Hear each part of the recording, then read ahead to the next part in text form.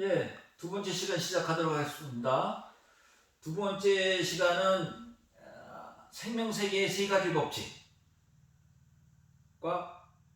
농업 농촌의 공익적 가치, 이 얘기 여러분들과 같이 나눠보도록 하겠습니다. 여러분, 하나님이 만든 이 창조 세계에 세 가지 법칙이 있습니다. 첫째 법칙은 뭐냐? 다양성의 법칙이라는 겁니다. 이 사람은 다 달라요. 지금 이 지구상에 약 한 60억 인구가 있다고 그러나요? 60억 인구가 다 다릅니다. 근데 사람만 다르냐? 이 지구상에 있는 모든 종이 다 달라요. 그런데 인간의 욕심으로 이 종이 점점 사라지기 시작했다는 겁니다. 그래서 인간은 10여 년 전에 이 종의 다양성을 보장하는 이 생물 보존에 그 협약식을 했는데 잘 지키질 않아요. 어쨌건 이 다양성의 법칙, 다양성의 핵심 중에 또 하나는 이게 뭐냐? 다 서로 다름을 인정해주는 사회입니다. 서로 다름을 존중하고 배려하는 사회. 근데 여러분들은 나와 다른 걸 인정하고 존중하고 계신가요? 나와 다른 의견을 가진 사람, 나와 다른 행동을 하는 사람, 나와 다른 것을 추구하는 것을 여러분들 인정해주고 배려하고 계신가요? 우린 머리로 그렇다고는 할지 모르겠지만 실제 삶에서는 그러지 못해요. 왜? 나와 다른 거는 틀렸다고 생각하니까. 나와 다른 것이 아주 심히 불편하게 여기니까. 여러분 생각해 보세요. 여러분 최근에 누구하고 갈등 관계 다툼이 있었거나 말싸움이라도 했던 것이 있었던 것이 때문에 여러분들 한번 되돌아보세요. 왜 다퉜을까? 왜 나는 불편했을까? 나와 다른 것을 접했기 때문입니다. 왜 나랑 너 달러? 왜 나처럼 생각하지 않니? 왜 너 나처럼 말하지 않니? 너 왜 나처럼 행동하지 않니? 나처럼 해야지. 핵심은 뭡니까? 내가 맞고 다른 네가 틀린 거야. 모든 갈등과 다툼은 이 다름을 틀림으로 생각하는 데서 벌어지는 겁니다. 그래서 다름을 없애고, 다름이 없다는 건 뭐예요? 하나로만 간다는 겁니다. 하나의 가치가, 하나의 생각, 하나의 행동. 우리는 다양성의 사회에 살고 있어요. 이게 하나님 생명법칙의 제1법칙입니다. 두 번째 법칙은 뭐냐? 상호 의존의 법칙입니다. 여러분 상호 의존이라는 것은 뭐예요? 우리는 어려서부터 뭘 배워왔냐면은 사람이 동적이고 자주적이어야 된다는 말을 많이 배웠어요. 그런데 그래서 또 하나 배운 말은 뭐냐? 누구에게 의존하지 말라는 배웠어요. 여러분들도 그렇게 배웠으리라고 생각합니다. 그런데 여러분, 우리는 이 하나님 만든 이 세계는 서로가 의존하면서 살아가는 세계입니다. 서로가 의존하지 않으면 살 수 없는 사회예요. 무슨 얘기일까? 여러분 생각해 보세요. 뭘 할까? 여러분, 제가 있는 이 물컵입니다. 이걸 소위 말하는 텀블러라고 하는데, 이 텀블러는 누가 만들었어요? 공장의 기술자가 만들었죠. 그렇죠? 근데 공장의 기술자가 마음만 먹으면 만들 수 있나요? 그렇지 않아요. 공장의 기술자가 이걸 만들려면 뭐가 있어야 돼요? 기본 원료들이 있어야 됩니다. 기본 원료가 있어도 이 기본 원료를 가지고 이걸 만들 수 있는 공장 시설이 있어야 돼요. 그러면 이 기본 원료는 누가 어디서 채취해요? 이건 누군가가 자연에서 채취하는 사람들, 그 채취하는 노동자들이 있어야 돼. 그 노동자들이 그걸 채취해서 이 공장에 있는 그 기술자들까지, 이 공장에 있는 노동자들, 이 장인들에까지 누군가 전달해주는, 소위 말해 유통해주는 그룹이 있어야 돼. 사람들이 있어야 돼. 그게 비로소 이 공장에 오는 거예요. 그럼 이 사람들은 또 공장 시설이 있어야 된다고 아까 말씀드렸고, 그 공장 시설을 어떻게 만들어? 이 기술자는 다 공장 시설을 만들 수 있나? 그렇지 않아요. 공장 시설을 만들 수 있는, 설계할 수 있는 사람이 필요하고, 그런 또 공장에 그런 그 시설들을 갖출 수 있는 또 기술할 수 있는 사람들이 필요합니다. 그런 기술들은 아까 이 원료에 오는 것처럼 또 누군가가 자연에서부터 갖고 오고 또 인류 선조로부터 그 기술을 배우고 이어오고 하는 그런 것들이 모여서 공장이 만들어지고 거기에 기술자가 있게 되는 거예요. 기술자 한 사람이 있다고 해가지고 텀블러 하나가 나오는 게 아닙니다. 즉 텀블러 하나가 나오기 위해서는 뭐가 있어야 되느냐? 수많은 이 자연을 포함한 수많은 사람들이 서로 상호 협력하고 의존하는 것이 필요하다는 거예요.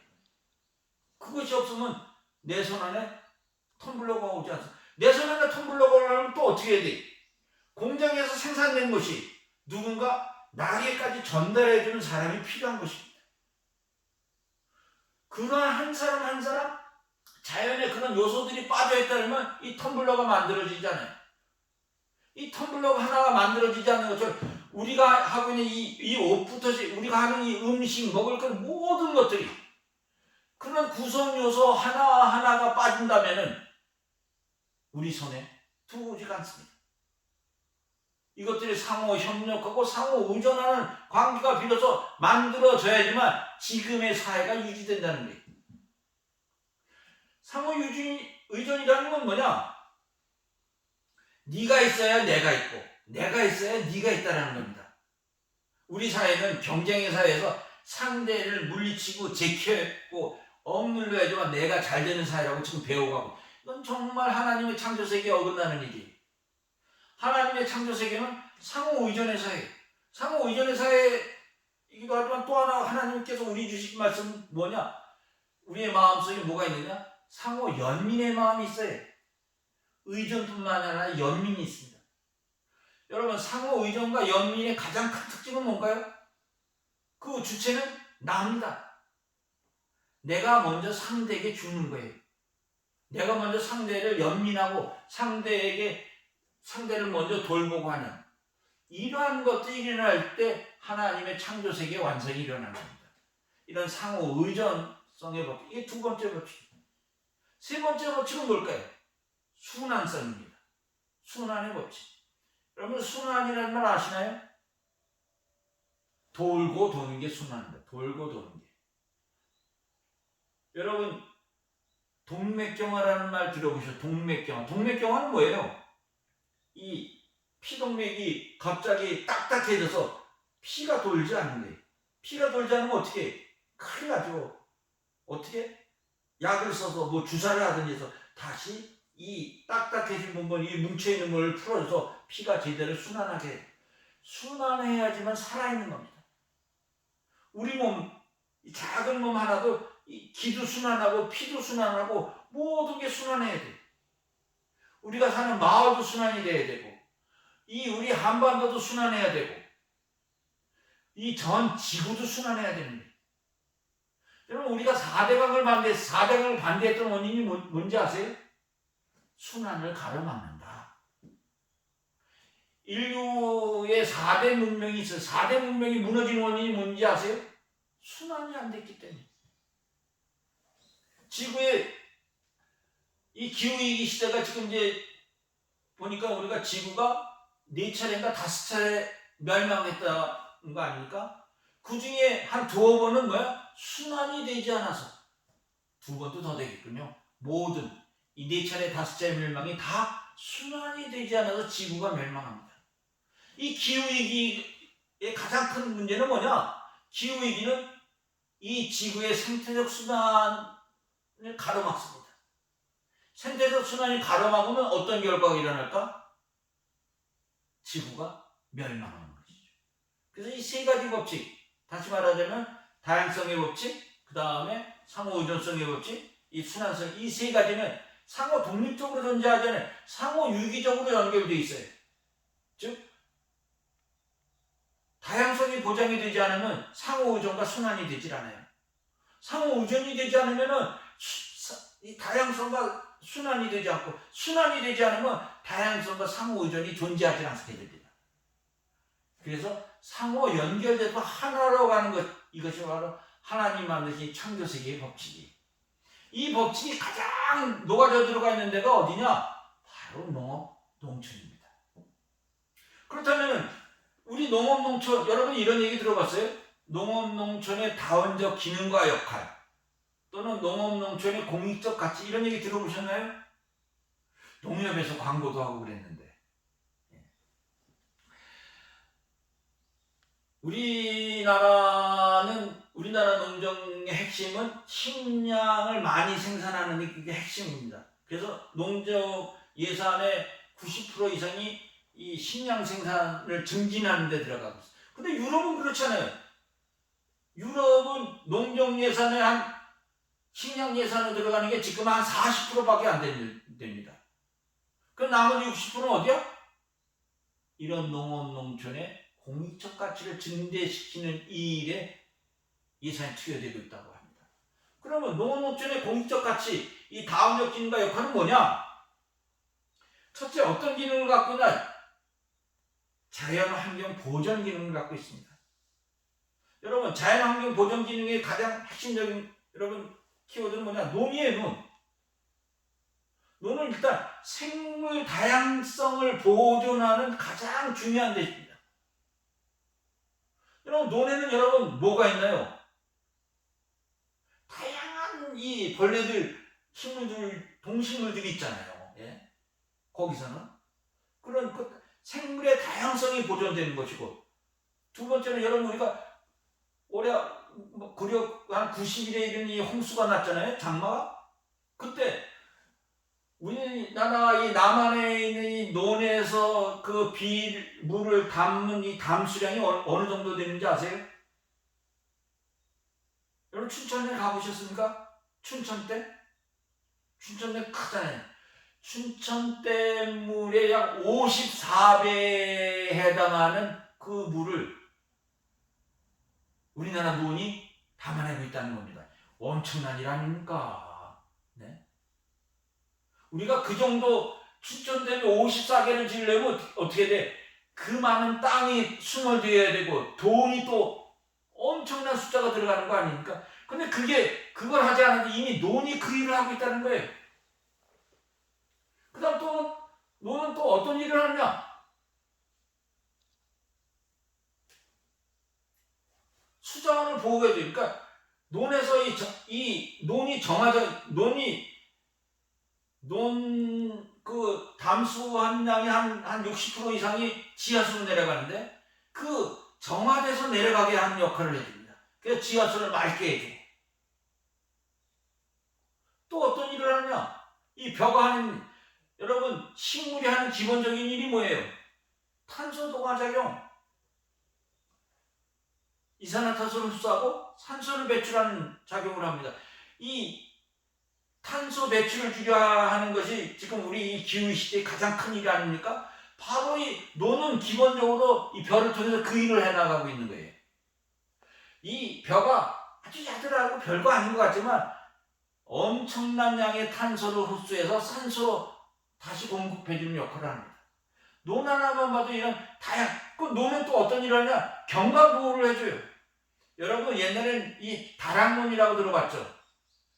그 다락논을 다 없앴어요. 그래서 평지에 기계화논을 만들었는데 아직도 다락논이 많이 있지만은 일본에 있는 다락논은 세계적인 관광지가 됐어요. 우리도 지금 경상도에 다락논을 다시 보존하기 시작을 했어요. 수많은 사람들이 찾아갑니다. 자연경관을 보호하는 길. 이런 것들이 이 논 하나를 봐도 이런 여러 가지 기능이 있어요.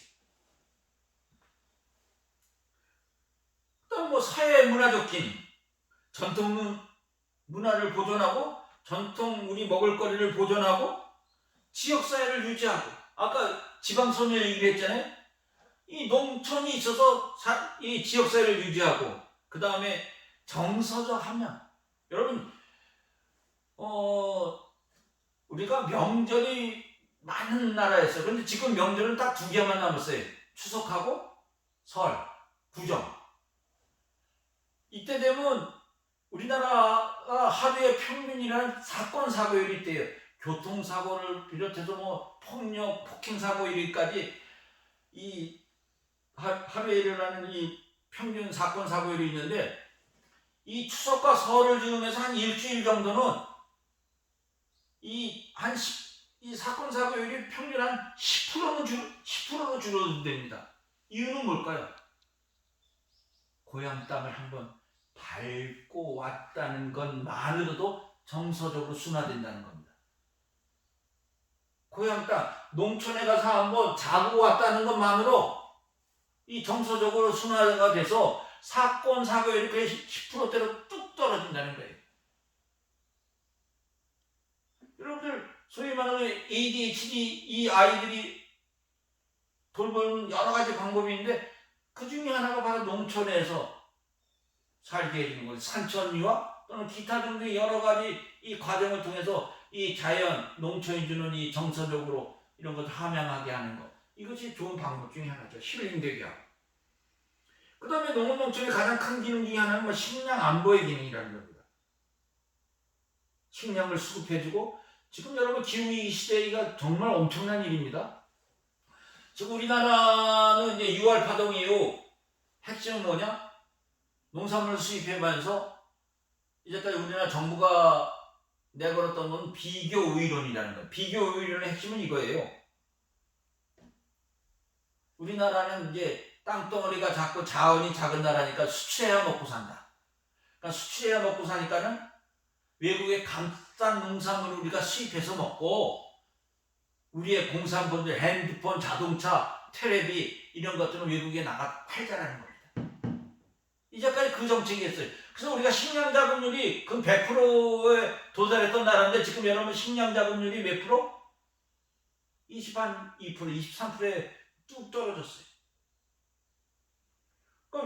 근데 여러분 만일의 경우 외국에서 식량을 수입하지 못하는 경우가 생기면 어떻게 될까요? 우리나라 큰일 나는 거죠. 많은 사람, 우리가 돈 있으면 언제든지 가서 사올 수 있다고 그래요. 근데 여러분들 요번에 이 코로나 사태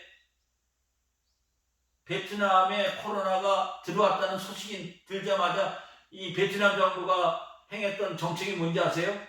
제일 처음에 식량 해외 수출하는 걸 통제하기 시작했습니다. 이 몇몇 식량 수출 국가들이 식량 수출을 통제하기 시작했어요. 왜? 자국민을 보호하기 위해서. 기후위기 시대가 되면 지금부터 약 0.5도만 올라가도 식량 생산량의 이 곡물 생산량의 약 20%에서 30%가 줄어든답니다. 20%가 30%가 줄어들면 어떤 일이 일어날까요? 전 세계에서 식량 부족의 사태가 일어납니다. 심하면 막 식량 폭동이 일어나고 그러면 모든 나라가 자국민의 식량 안보를 위해서 식량 수출의 문을 다 닫을 거예요. 소위 글로벌 푸드 시스템이 붕괴되는 사건이 일어납니다. 글로벌 푸드 시스템이 붕괴되면 우리나라는 돈이 있어도 가서 식량을 사올 수가 없게 되는 경우를 받게 되죠. 그 때문에 이 농업농촌의 가장 중요한 기능은 식량 안보의 기능입니다.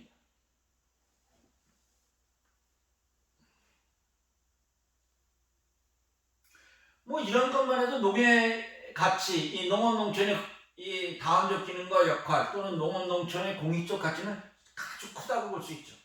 그러니까 식량 생산액보다 더 큰 것이 이런 공익적 가치입니다.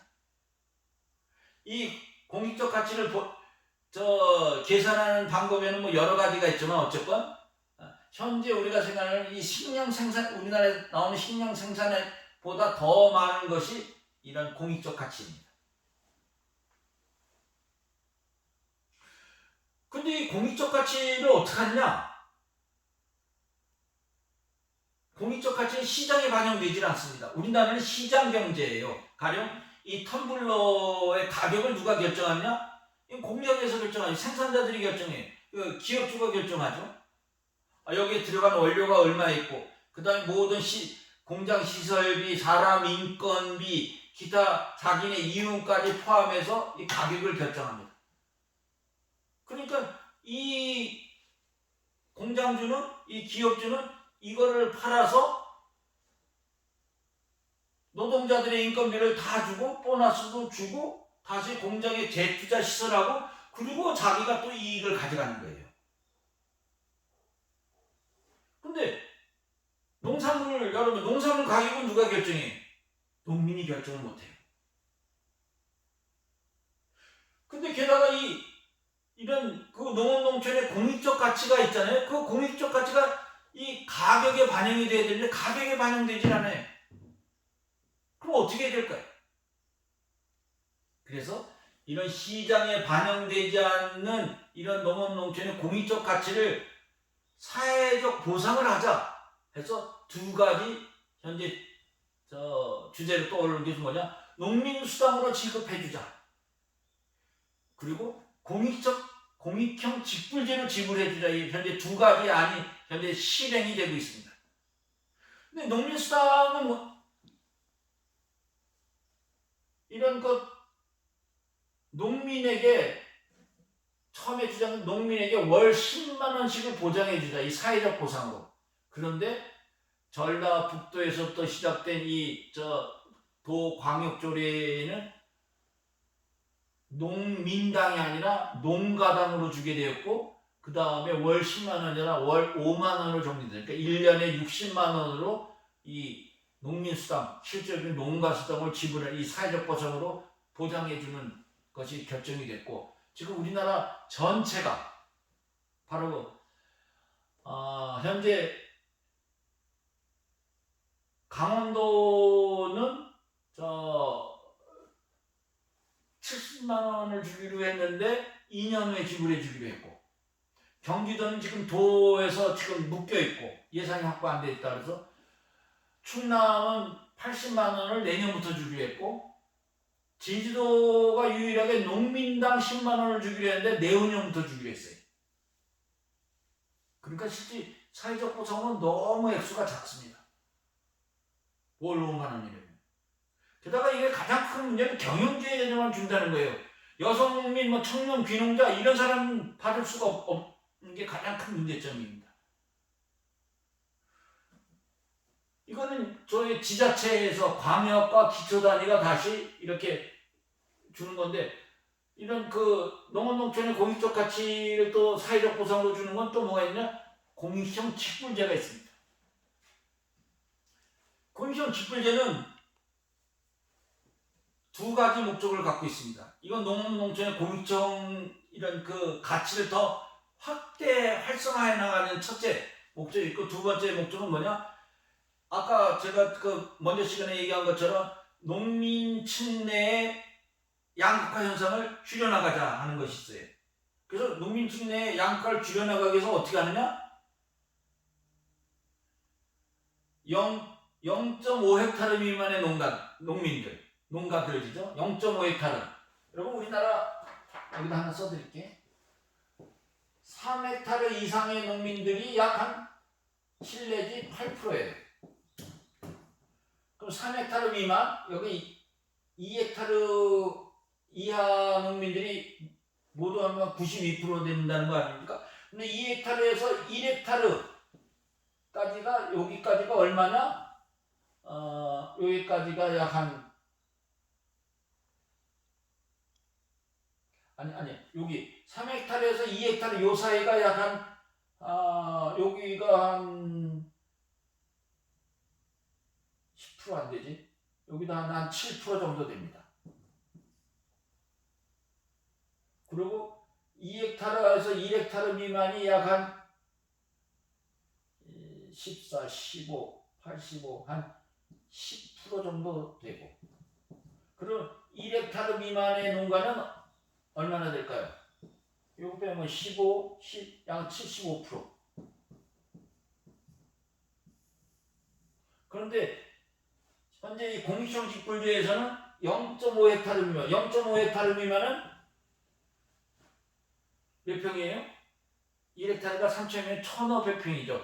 1,500평 미만의 농가들에게 1년에 120만 원을 지출해 주기로 했습니다. 지급해 주기로. 그러면은 그래서 이들하고의 격차를 줄여나가자는 겁니다. 근데 또 하나 두 번째 정책은 뭐냐? 우리나라 직불제는 면적 단위로 줘요. 면적 단위로. 그렇기 때문에 대농들에게 유리해. 그래서 이 면적이 많으면 많을수록 이렇게 기하급수적으로 늘어나니까 이 면적 올라가는 거를 어떻게 하냐면은 이렇게 여기까지는 저 0.5m에서 120만 원을 주고 그 다음에 여기부터 쭉 올라가다가 일정한 시점에서 이렇게 가자는 게 원래 아니었어요. 격차를 줄여야 된다. 근데 이 안이 공익정책부에서 무너졌습니다. 왜? 왜 무너질까요? 여러분들 왜 무너질 것 같아요? 대농들의 대농들의 반격으로 이거는 그냥 이렇게 되고 말았습니다. 그러니까 공익정책부제는 또 비완성이야. 게다가 현재 공익정책부제에 들어가 있는 예산이 약 2억 한 4, 5천 정도 됩니다. 근데 이걸 처음 만들 때 5억까지 늘리기로 했어요. 그래서 공익정책부제를 확대하기로 했습니다. 그런데 현재 우리나라 그 농림부 예산 이렇게 보니까 앞으로 몇 년 동안에 공익정책부제 예산이 늘어나는 건 하나도 없어. 이런 문제점을 갖고 있습니다. 뭐 문제점은 몇 가지인데 뭐 이런 문제점을 얘기하자는 게 아니었으니까. 그래서 이런 그 농업농촌의 이런 그 다원적 기능을 다원적 기능과 역할 또는 이런 공익적 가치를 이런 사회적 보상으로 하는 것은 농민수당과 공익정책부제가 있고, 농민수당은 지금 실시하고 있는 데도 있고 아까 얘기했던 내년부터 하겠다는 데도 있고 내후년부터 하겠다는 데도 있고, 공익정책부제는 이미 신고를 받았고 올 하반기에 지불되게 돼 있습니다. 두 번째 시간은 여기까지 하고 또 다음 시간에 농민 기본소득에 대해서 말씀드리도록 하겠습니다.